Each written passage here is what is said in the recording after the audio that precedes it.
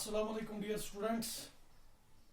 जैसा कि आप सब जानते हैं कि हम डेमोक्रेटिक पॉलिटिक्स का तीसरा चैप्टर पढ़ रहे हैं, जिसका टाइटल है कॉन्स्टिट्यूशनल डिजाइन। लास्ट वीडियो में हमने नई इंडियन कॉन्स्टिट्यूशन के बारे में पढ़ा।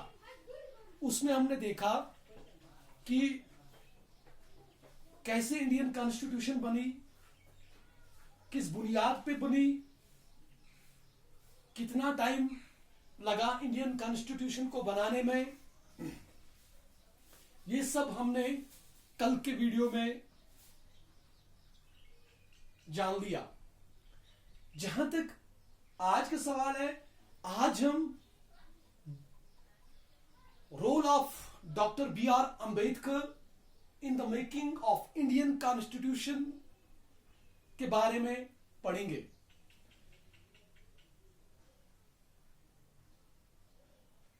डॉक्टर बी आर अंबेडकर ने इंडियन कॉन्स्टिट्यूशन को बनाने में, अगर हम कहें तो सबसे इंपॉर्टेंट रोल प्ले किया। ठीक आजादी के बाद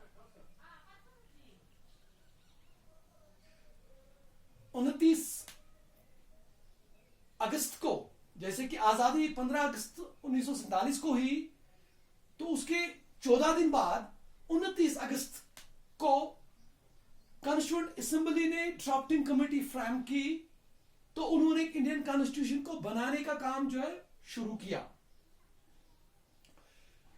तो आजादी के बाद जो गवर्नमेंट यहां पे फॉर्म हुई, that was of the national, that was of the Congress. तो उन्होंने डॉक्टर बी आर अंबेडकर को पहला लॉ मिनिस्टर बना दिया। लॉ मिनिस्टर बनाने के साथ साथ उन्होंने कॉन्स्टिट्यूएंट असेंबली ने ड्राफ्टिंग कमेटी का चेयरपर्सन जो है डॉक्टर बी आर अंबेडकर को 29 अगस्त 1947 को बना लिया। और फिर जो टेक्स्ट प्रिपेयर किया कॉन्स्टिट्यूशन का डॉक्टर बी आर अंबेडकर ने, उस टेक्स्ट ने लोगों को कॉन्स्टिट्यूशनल गारंटी प्रोवाइड की, साथ साथ में प्रोटेक्शन प्रोवाइड की।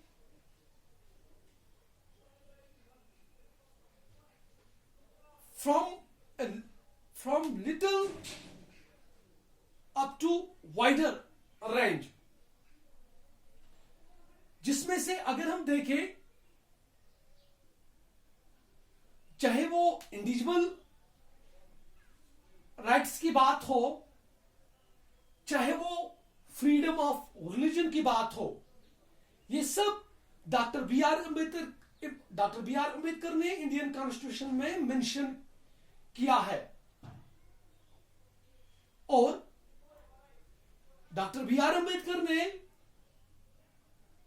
जो यहां पे सबसे बड़ी समस्या थी, दैट वाज ऑफ अनटचेबिलिटी।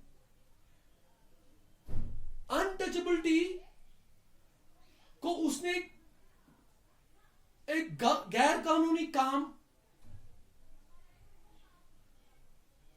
करार दिया।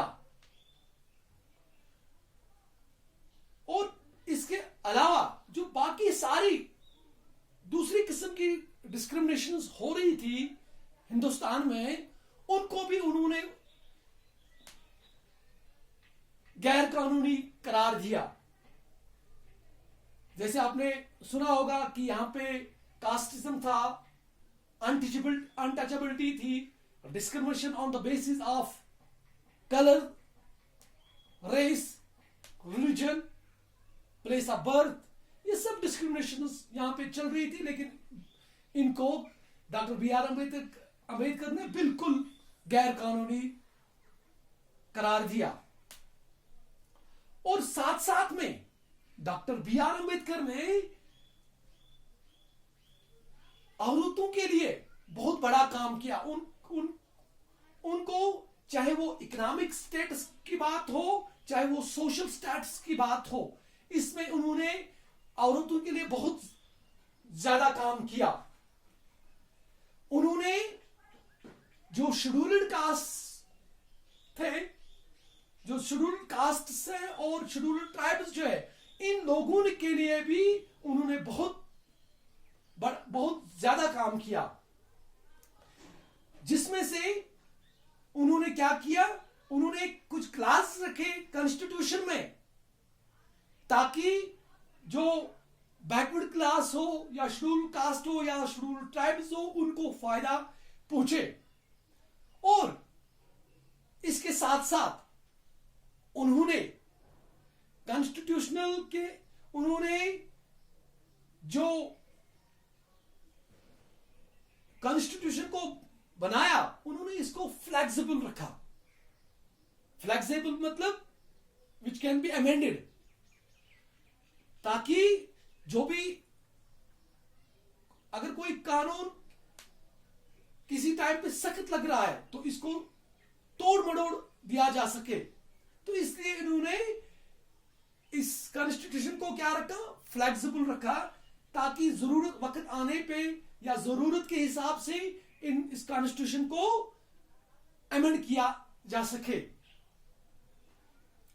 तो इस तरह से हमें यह पता चला कि डॉक्टर बी आर अम्बेडकर ने इंडियन कॉन्स्टिट्यूशन को बनाने में बहुत इंपॉर्टेंट रोल प्ले किया, चाहे वो औरतों के लिए, चाहे वो शेड्यूल कास्ट के लिए, शेड्यूल ट्राइब्स के लिए, या for the general upliftment of the Indian citizens.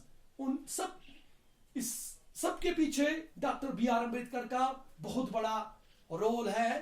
तो आज के लिए इतना ही। कल हम इस टॉपिक को और आगे लेके चलेंगे। तब तक के लिए खुदा हाफिज।